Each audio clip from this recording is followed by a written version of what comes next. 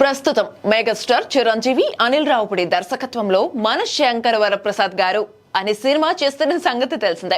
ఇప్పటికే షూటింగ్ శరవేగంగా జరుపుకుంటున్న ఈ సినిమా కేరళలో కొన్ని షెడ్యూల్స్ పూర్తి చేసుకుంది. ఇక లేటెస్ట్ గా సెప్టెంబర్ 5న మొదలైన కొత్త షెడ్యూల్ సెప్టెంబర్ 19 వరకు జరగనుంది. ఈ షెడ్యూల్లో 2 పాటలు చిత్రీకరణ జరగనుండగా అవి ప్రేక్షకులకు కొత్త అనుభూతిని ఇస్తాయని సినిమా టీం తెలిపారు. ఈ 2 పాటలు రికార్డుల పరంగా మోత మోగించడం ఖాయమని టీం పేర్కొంది. ఈ సినిమాకు మాస్ మ్యూజిక్ డైరెక్టర్ భీమ్ సిసిరోలియా సంగీతం అందిస్తున్నాడు. సంక్రాంతికి వస్తున్నాం సినిమాకు అదిరిపోయే ట్యూన్స్ ఇచ్చిన భీమ్స్ ఈసారి మెగాస్టార్ కోసం ఇచ్చే ట్యూన్స్ ఓ రేంజ్ లో ఉంటాయని అంటున్నారు.